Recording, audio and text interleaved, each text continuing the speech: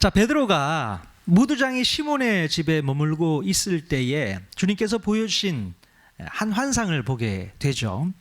자, 레위기에 나오는 부정한 짐승들을 잡아먹으라는 주님의 말씀이 있었지만 베드로는 그 말씀 앞에서 선뜻 순종하지 못하고 불편해했던 것을 우리가 지난주에 살펴보았습니다. 자, 우리 주님은 왜 베드로에게 이런 환상을 보여주셨을까? 자, 이것은 바로 베드로가 가지고 있었던 편견과 선입견을 버려야 했기 때문이었습니다. 자, 베드로는 유대인으로서 이방인들에 대한 편견을 그때까지도 버리고 있지 못했다라는 것입니다. 자, 그러면 이방인들이 가지고 있었던 편견이 무엇이었을까요? 자, 그것은 유대인들이 이방인들과는 절대로 교제하거나 함께할 수 없다는 것이었습니다. 자, 그래서 선민의식을 가지고 있었던 유대인들은 이방인들을 외면하고 배척하게 되었던 것이죠. 자, 그러나 하나님의 마음이 무엇이었는지 그들은 알았어야 됐습니다. 자, 우리 하나님은요, 이방인들에 대해서 외면하거나 배척하거나 차단해 버리라고 말씀하지 않으셨습니다. 오히려 그들에게 나아가서 하나님의 복을 나누고 다른 민족들과 평화를 함께 나누라고 말씀을 하셨습니다. 오래된 하나님의 꿈이 있는데요, 그 꿈은 모든 민족과 열방이 다 복을 받는 것이었어요.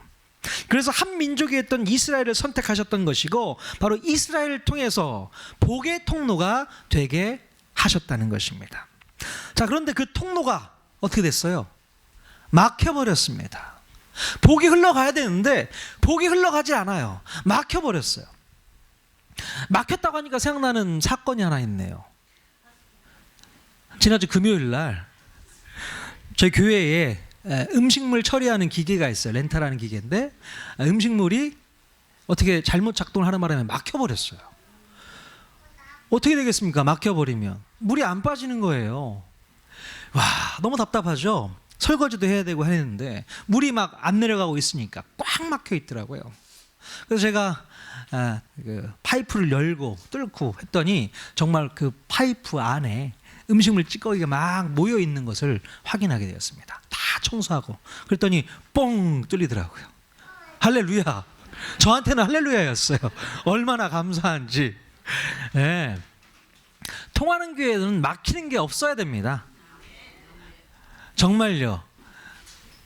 뭐 음식물 처리기뿐만 아니라 바람도 잘 통해야 되고 우리 마음도 통해야 되고 하나님과 우리와의 관계도 통해야 되고 세상 사람들과도 통해야 되는 줄로 믿습니다.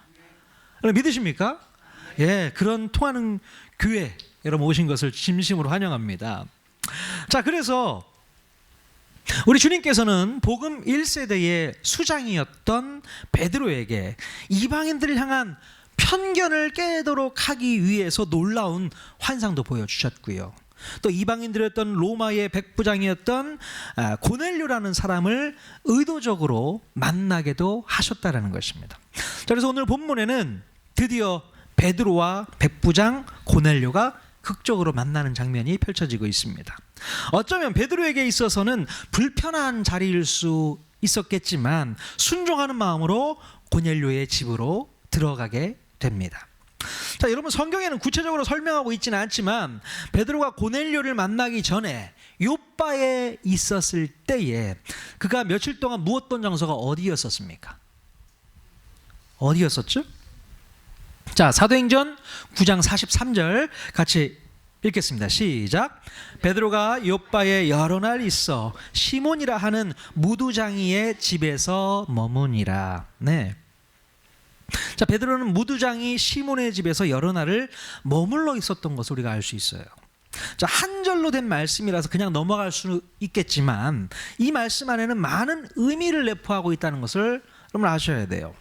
그럼 무두장이는 어떤 직업을 말하는 것일까요? 무두장이 모르시겠어요? 자, 이 무두장이라는 것은요, 동물의 가죽을 다루는 작업을 의미합니다. 그러니까 가죽 제품을 만드는 직업을 무두장이라고 이렇게 표현을 해요. 자, 그렇다면 유대인들은 이 무두장이에 대해서 어떤 생각들을 하고 있었을까요? 네. 당연히 죽은 짐승의 가죽을 다루는 사람이었기 때문에 그 사람은 어떤 사람이에요? 부정한 사람이에요. 함께할 수 없는 사람, 접촉할 수 없는 사람이라는 것입니다. 자, 그래서 유대인들에게 있어서 그런 사람들은 상종하지 못할 사람들이었다는 것입니다. 자, 그런데 베드로는 그런 천한 직업을 가지고 있었던 이 시몬의 집에서 머물게 되었다는 것입니다. 자, 무두장의 시몬의 집은 그 누구도 찾지 않는 집이었을 것이에요. 자, 그때 당시 베드로는요, 바로 중풍병자 에냐를 고치는 일이 있었고요, 또 죽었던 다비다를 살려냈었던 적이 있었잖아요. 자, 그래서 여러 사람들이 어떻게 해서든 베드로를 자기네 집으로 모시려고 하지 않았을까, 이런 생각이 들어요. 그러니까 경쟁이 치열한 거죠. 우리 집에 와서 주무세요. 우리 베드로, 우리 예수님의 제자 베드로님, 우리 집에 와서 꼭 좀 머물러 주셨으면 좋겠습니다. 얼마나 많은 사람들이 경쟁을 치열하게 하면서 베드로를 모시고 싶었겠습니까? 자, 그런데 베드로는요, 그들의 집에 머물기보다는 외딴 곳에 떨어져 있는 무두장이의 집에 머물 것을 결정했던 것 같습니다. 그러니까 아마도 우리 주님께서 힌트를 주셨던 것 같아요. 야, 이리저리 끌려다니지 말고 외딴 곳, 사람이 찾지 않는 무두장의 집으로 가 있어. 그렇게 하나님께서 음성 주시지 않았나 싶습니다. 여러분, 어쩌면 이 베드로는 이 무두장이 시몬의 집에 머물면서 그의 마음 가운데 있었던 편견이 조금씩 깨지기 시작했는지 모르겠습니다. 그리고 어쩌면 이 편견이라는 고정관념은 위선적인 태도와 맞물린다는 사실을 이 베드로가 깨닫게 된 것이에요. 자, 그때 당시 사람들은 가죽을 취급하는 무두장이와 접촉하는 것은 꺼려하면서도 바로 그가 만든 이 가죽 제품에 대해서는 어떻게 되었을까요? 가죽 제품, 아무 거리낌 없이 잘 활용했을 것입니다. 그때 당시 가죽 제품이 얼마나 또 많이 있었겠어요. 자, 이런 문제가 발생하는 것이죠. 여러분, 이런 모순이 어디에 있습니까? 가죽 제품을 만드는 사람은 싫어해도 가죽 제품 자체는 아무런 거리낌이 없이 좋아하는 그 유대인들의 모순을 보면서 베드로는 자기 자신뿐만 아니라 유대인들의 그 위선적인 태도를 발견했을지 모르겠습니다. 야, 이게 큰 문제구나. 베드로는 말도 안 되는 이 이율배반적인 태도에 있어서 심각하게 고민하지 않을 수 없었을 것입니다.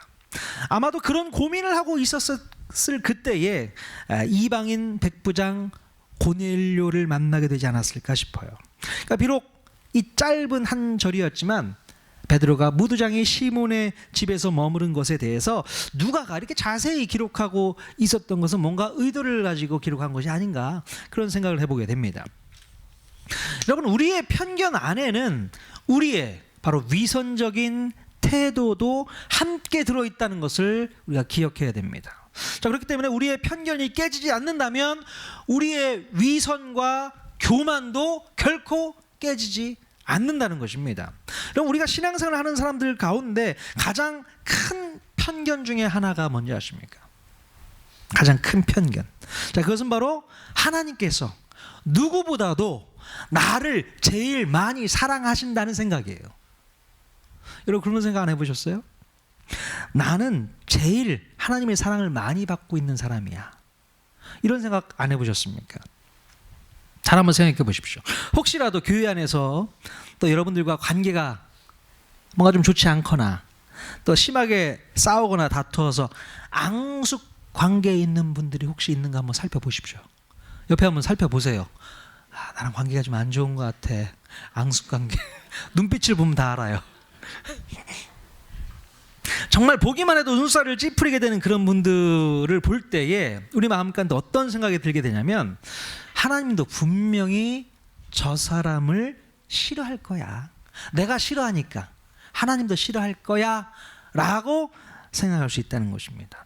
내가 싫어하고 또 내가 미워하고 내가 꺼려하는 사람은 그만한 이유가 있기 때문에 내가 멀리하게 되는데, 우리 하나님도 같은 그 이유로 그들을 인정하지 않을 것이라고 생각을 한다는 것입니다. 우리 착각이죠. 자, 그런데 정말 그럴까요? 우리 주님은 나만 이뻐하시고 싸가지 없는 그 친구들은 미워하실까요? 자, 우리 주님은 절대 그런 분이 아니시죠. 자, 우리 주님은요, 나나 그드니라 똑같은 심정으로 바라보시고 사랑해 주신다는 것을 우리가 기억해야 됩니다. 나만 사랑하거나 이뻐해 주시는 것이 아니라 그들도 이뻐해 주시고 사랑해 주신다는 것을 알아야 되는 것이죠. 절대로 우리가 오해하거나 착각하지 말아야 됩니다. 이것도 편견인 것이고 위선인 것이에요. 편견입니다. 자, 하나님의 사랑은 누구에게나 동일하게 적용된다는 것을 우리는 깊이 깨달아야 합니다. 바로 예수님의 제자 베드로나 무두장이 시몬이나 바로 이방인 로마 백부장 고넬료까지 하나님께서는 다 사랑해 주신다는 거예요. 차별이 없습니다. 하나님께서 차별하지 않으세요. 누구만 사랑하고 누구는 안 사랑하고 그런 분이 아니시잖아요. 예. 여러분, 우리가 이 생각이 깨지지 않으면 절대로 우리는 전도할 수 없습니다. 이게 깨져야 돼요. 여러분이 보기 싫고 만나기 싫다고 또 대화하고 싶지 않다고 해서 전도하지 않으면 절대 안 되는 것이죠. 우리 주님께서는 우리가 만나고 싶지 않은 그들을 바라보시면서 뜨겁게 사랑하고 계신다는 사실을 여러분 기억하실 수 있기를 바랍니다. 주님의 마음은 그들에게도 찾아가서 복음을 전해야 된다고 말씀하고 있습니다. 자, 그러나 우리의 마음 가운데는 엉뚱한 생각으로 가득 차 있는 것을 볼 수 있게 돼요. 나는 너와는 차원이 다른 사람이야. 나는 그럴만 하니까 예수 믿는 자녀가 되었고 너는 여전히 그럴만 하지 못하니까 예수도 못 믿는 그런 수준인 거 아니겠어? 이런 교만한 생각을 하시는 분들이 간혹 있는 것 같습니다. 여러분, 이 편견이 깨지지 않으면 우리는 절대로 전도도 할 수 없고 복음을 증거할 수 없게 된다는 것입니다. 자, 하나님께서 나만 사랑하신다는 생각은 하지 마십시오. 내가 정말로 미워하는 그 사람도 하나님께서는 사랑하고 계시다는 것입니다. 자, 그렇기 때문에 그들에게도 동일하게 우리는 복음을 증거할 수 있어야 한다는 것입니다. 내가 너보다 잘나서 먼저 예수 믿은 것이 아니라는 것을 알아야 돼요. 오히려 나나 너나 똑같은 죄인이고 똑같은 수준에서 살고 있는 사람이라는 것을 우리가 분명히 깨달아야 하는 것입니다. 자, 오늘 본문에 돌아와서 보면 베드로와 고넬료가 첫 만남을 갖는 장면이 기록되어 있어요. 자, 사도행전 10장 25절에서 26절 말씀 같이 한번 읽겠습니다. 시작. 마침 베드로가 들어올 때에 고넬료가 맞아 발 앞에 엎드려 절하니 베드로가 일으켜 이르되 일어나라, 나도 사람이라. 네. 베드로가 고넬료의 집에 도착했을 때에 고넬료가 어떤 태도를 취했습니까? 네. 베드로의 발 앞에 납작 엎드리는 것을 볼 수 있어요. 바로 이 로마의 백부장 정도 되는 사람이 이런 행동을 했다는 거예요. 여러분, 믿어지십니까? 백부장이 뭐 수준 낮은 그런 공무원이 아니에요. 그래도 100명이라는 병사를 거느리는 그런 사람이지 않았습니까? 또 로마의 군인이에요. 근데 그런 사람이 바로 베드로 앞에 납작 엎드려서 절하는 모습을 보십시오. 이게 말도 안 되는 겁니다. 여러분, 이 정도 되면 베드로의 어깨에 힘 좀 들어가지 않겠습니까? 내가 이 정도 되는 사람이야. 충분히 그럴 수 있을 것 같아요. 야, 백부장이 나한테 엎드렸네. 자, 그러나 베드로는 뭐라고 말을 했는가 보세요. 일어나라. 뭐라고요? 나도 사람이라. 나도 사람이라. 여러분, 이런 자세를 가지고 사람을 대하는 것이 옳은 태도입니다. 너나 나나 똑같은 죄인이고 똑같이 하나님의 사랑을 받은 사람이라는 것을 우리가 인식해야 된다는 것입니다. 베드로는 이미 모든 편견이 완전히 깨져버린 것 같아요. 그래서 아무리 이방인이라고 해도 나나 너나 똑같은 사람이라고 말할 수 있었다는 것입니다. 근데 만약 베드로의 편견이 깨지지 않았다면, 만약에 베드로가 자기 편견에서 벗어나지 못하고 여전히 자기 자만에 빠져 있거나 또 자기 위선에 머물러 있었다면 절대로 베드로는 복음을 증거할 수 없었을 것입니다. 자, 그러면 예수님의 그 복음은요, 더 이상 이방인들을 위한 복음이 될 수 없었을 것이에요. 자, 그리고 기독교 유대인들의 또 다른 형태의 유대교로 그것은 전락되어 버릴 수 있다는 것입니다. 자, 그랬다면 예수 그리스도의 복음은요, 몇 년 지나지 않아서 이스라엘 땅에서 그냥 사장되었을 것입니다.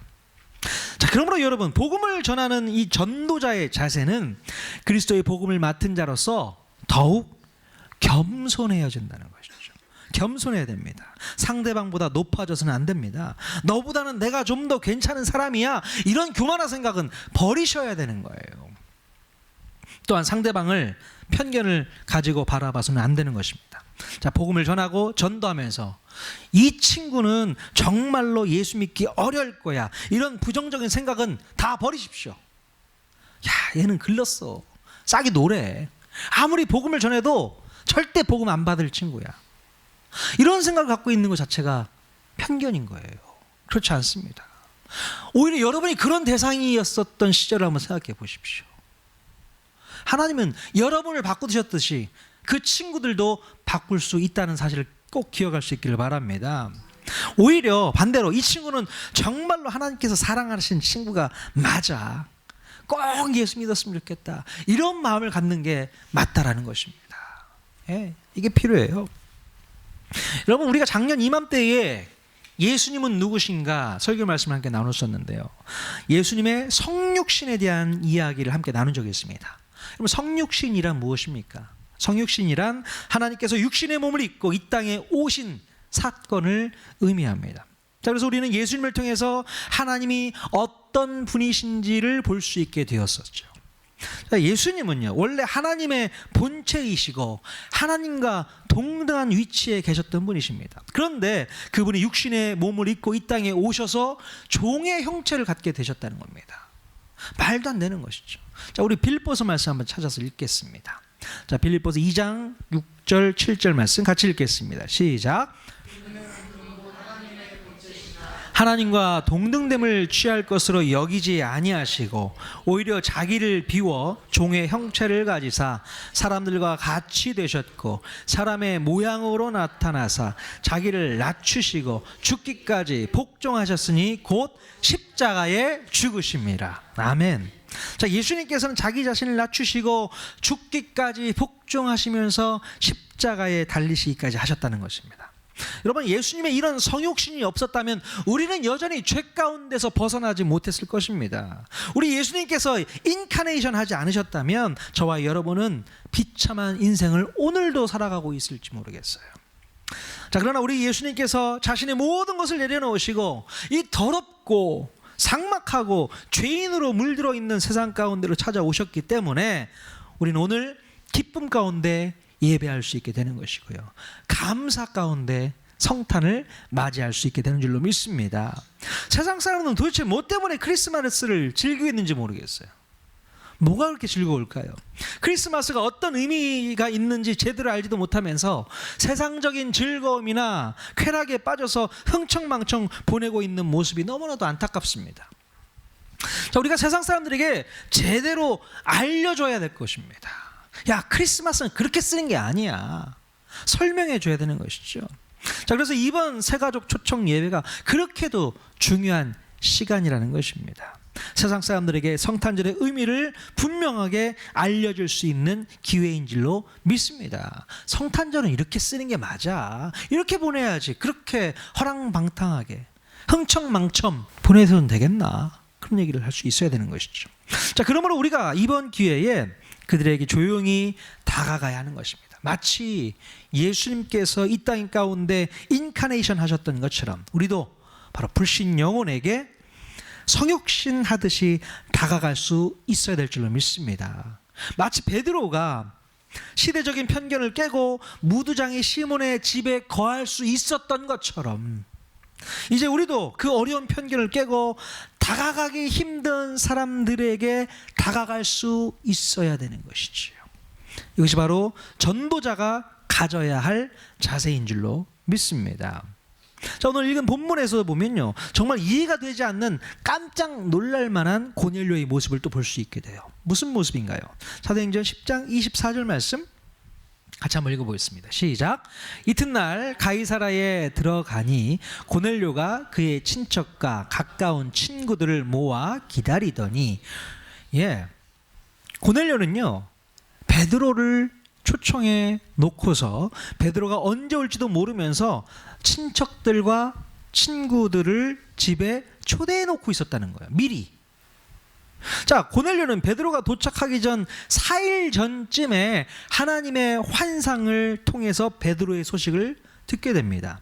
그래서 그 즉시 사람들을 시켜서 베드로가 있는 요바로 보냈을 것입니다. 그리고 그 사람들이 베드로를 모시고 오는 그 시간을 계산해 보았을 때 한 3일 정도면 올 수 있겠구나 생각을 하고 친구들과 친척들을 미리 초청해서 불러드렸던 것 같아요. 자, 그런데 고넬료의 예상과는 달리 베드로는요, 요바에 도착한 그들과 함께 곧바로 떠나지 않았습니다. 하룻밤을 더 유하고 그 다음날 아침 일찍 출발했다고 성경에는 그렇게 기록하고 있어요. 자, 베드로가 왜 그런 결정을 내렸는지 성경에는 말씀하고 있지 않습니다. 아마도 성령님께서 베드로를 그렇게 인도하셨던 것 같습니다. 바로 떠나지 말고 하룻밤 여기서 유하고 그 다음날 떠나라는 그런 말씀에 순종하지 않았을까 싶어요. 자, 그러니까 결과적으로는요, 고넬료는 집에 손님들을 모셔놓고 하룻밤을 더 지내야 했었다는 것이에요. 예. 생각지도 못했던 시간들이 흘러가고 있습니다. 여러분, 하루 동안 손님들을 집에 초대해놓고 그냥 가만히 앉아 있을 수 있겠습니까? 집에 손님들 우르르 찾아왔어요. 친척들도 왔고 친구들도 왔습니다. 어떻게 그들을 대해야 됩니까? 음식도 대접을 해야 되지 않겠어요? 잠을 자야 된다면 잠자리도 이렇게 봐줘야 되는 거 아닐까요? 여러 가지 신경 쓸 일이 많이 있었을 것입니다. 자, 그러니까 굳이 손님들을 일찍부터 초대해 놓고 언제 올지도 모르는 베드로를 무작정 기다리고 있는 것보다는 베드로가 가이사랴에 도착한 후에 그때 친구들을 불러도 문제는 없었을 것이에요. 자, 그렇다면 고넬료는 왜 이렇게 성급하게 친구들과 친척들을 일찌감치 불러놓고 있었을까요? 왜 그랬을까요? 자, 아마도 고넬료는 친구들과 친척들을 초청해 놓고서 자기가 만난 그 하나님을 간증하고 싶었을 것입니다. 자기가 믿게 된 하나님, 자기가 알게 된 하나님, 자기를 만나 주신 하나님, 바로 그 하나님을 이야기하고 싶으셨던 거예요. 특별히 하나님의 사자가 며칠 전에 자기에게 찾아와서 했던 이야기들을 함께 나누고 싶었을지 모르겠습니다. 그러니까 너무나도 흥분한 이 고넬료는요, 그 하나님 말씀을 제대로 듣고 싶기도 하고 또한 친구들에게 하나님 말씀을 제대로 전달하고 싶어서 그렇게도 서둘러서 초대를 했던 것이 아닐까 싶습니다. 여러분, 이 고넬료의 심정을 여러분 이해하실 수 있겠습니까? 이 마음 이해할 수 있겠어요? 고넬료는 자기 자신만 하나님을 만난 것으로 끝나지 않고요, 그 사실을 동네방네 소문내서 모든 사람들에게 알리고 싶어하는 마음이 있었다는 것입니다. 야, 이 기쁜 소식을 나만 알고 있어서는 안 돼. 내 친구도 알아야 되고 내 친척도 알아야 되고 그렇게 소문내고 싶었던 거예요. 여러분, 이 마음이 바로 전도자가 가져야 될 마음인 줄로 믿습니다. 이 마음이 있어야 돼요. 한 사람이라도 내가 만난 하나님을 알리고 싶고 전하고 싶고 가르쳐주고 싶은 마음, 이 흥분된 마음을 바로 이 고넬료가 가지고 있었다는 것입니다. 여러분, 전도자는 바로 이런 자세가 분명히 있어야 돼요. 내가 만난 주님, 내가 만난 예수님을 나만 알고 그것으로 끝나서는 안 됩니다. 내가 알고 있는 모든 사람들을 초대해서라도 예수님의 말씀을 들을 수 있게 해줘야 한다는 것이죠. 좀 더 효과적으로 복음을 전하기 위해서 베드로를 초대했듯이 또 목사님을 초대하거나 또 다른 사역자를 초대해서 새 가족들에게 복음을 증거할 수 있어야 한다는 것입니다.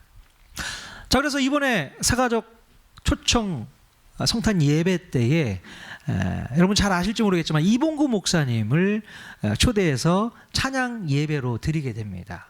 물론 찬양을 드리면서 노래만 하고 끝나는 것이 아니라 거기에 메시지가 들어가고 있는 것이죠. 최근에 이봉구 목사님이 열심히 기도하고 계십니다. 그래서 여러분들이 큰 은혜 받을 준비하고 오시면 좋습니다.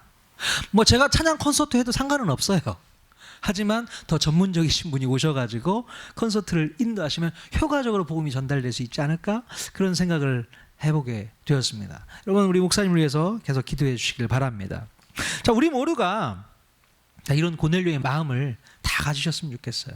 예. 어떻게 해서든 내가 알고 있는 모든 친구들과 친척들이 다 예수님을 믿도록 하고 싶어서 암달난 사람들이 다 되셔야 할 줄로 믿습니다. 복음 전도에 대한 열정이 없는 사람들은요, 하나님의 마음을 몰라도 너무 몰라주는 것 같아요. 하나님의 마음을 너무나도 모릅니다. 어쩌면 하나님의 마음을 모르는 게 아니라 하나님을 모르는 것이 아닐까, 이런 의심이 들 정도로, 하나님의 마음을 모르는 게 아니라 하나님을 모르는 것이 아닐까, 이런 생각이 듭니다. 자, 복음에 대한 열정이 우리 마음 가운데 다시 일어설 수 있기를 주님의 이름으로 간절히 축원드립니다. 자, 오늘 다시 본문으로 돌아와서 이제 초청을 받은 이 베드로는요, 고넬료와 그의 가족들과 친구들에게 예수 그리스도의 복음의 말씀을 전하게 됩니다. 얼마나 열심히, 아주 얼마나 뜨겁게, 얼마나 간절하게 복음을 전했을까? 안 봐도 훤하죠. 자, 그런데 그때 아주 놀라운 일이 벌어지기 시작합니다. 자, 사도행전 10장 44절에서 45절까지 말씀 또 같이 읽겠습니다. 시작. 베드로가 이 말을 할 때에 성령이 말씀 듣는 모든 사람에게 내려오시니 베드로와 함께 온 할례 받은 신자들이 이방인들에게도 성령 부어 주심으로 말미암아 놀라니. 아멘. 자, 베드로가 고넬료의 집에서 설교하는 중간에 말씀을 듣는 모든 사람들에게 성령님이 임하시는 것을 목도하게 되었다는 것입니다. 자, 이 사건은 마치 오순절 마가의 다락방에 임했던 성령 강림 사건과 비슷하다고 볼 수 있어요. 자, 이때 베드로와 또 그와 함께 동행해서 왔던 6명의 형제들이 이방인들에게도 성령이 임하는 것을 보고 깜짝 놀라게 되었다는 것입니다. 예. 결국 이때부터 이방인들에 대한 복음 전도가 아주 급물살을 탈 수 있게 되었던 것입니다. 야, 이방인들에게도 성령이 임할 수 있구나. 우리는 유대인들만 성령이 임하는 줄 알았는데 그게 아니었구나.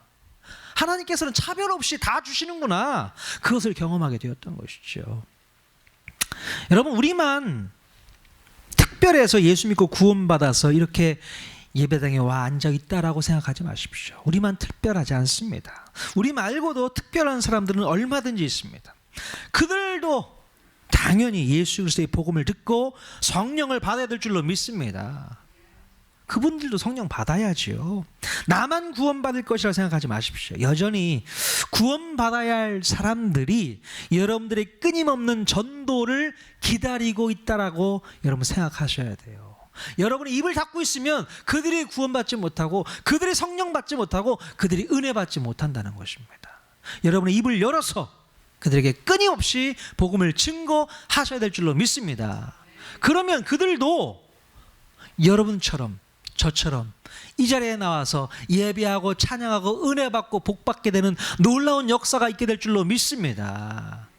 적극적으로 여러분 도전하실 수 있기를 바랍니다. 오래 기다리게 하지 마세요. 부지런히 전하십시오. 부지런히 복음을 증거하십시오. 나중에 후회하지 마시고요. 자, 그래서 성탄절 새가족 초청 예배 때 오시는 모든 분들이요, 성령 받고 은혜 받고 구원받는 놀라운 기적이 일어날 수 있기를 주님의 이름으로 간절히 축원드립니다. 우리가 전도를 해야 되는 이유가 있어요. 왜 전도를 해야 될까요? 우리가요, 한 사람이 모여서 있는 것보다 여러 사람이 함께 기도하는 게 더 장작불이 활활 타오르잖아요. 예.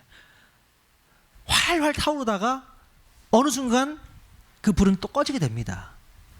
자, 그러나 새로운 장작이 찾아오면 그 장작에 또 불이 붙어서 또 불이 붙는 거예요. 그러니까 불이 꺼지지 않기 위해서 우리가 전도해야 되는 거예요. 예. 새로운 분이 와서 또 그 불을 붙여주고 또 불을 붙여주고 또 불을 붙여줘야만 그 불은 계속 이어갈 수 있게 되는 것입니다. 그러니까 우리끼리만 와서 활활 타오르고 불타오르고 끝나버리면 끝나는 거예요, 정말. 그러나 새로운 장작 오셔서 같이 불을 붙이고 또 불을 붙이고 또 불을 붙이고 그래야만 이 교회가 맡겨주신 사명들을 잘 감당해 줄 줄로 믿습니다. 자, 이번 성탄절에 여러분 놀라운 하나님의 기적을 맛보고 체험할 수 있기를 주님의 이름으로 간절히 축원드립니다. 예, 최선을 다해서 기도하고 우리가 준비해서 하나님께 영광 올려드리는 귀한 성탄절이 될 수 있기를 바랍니다.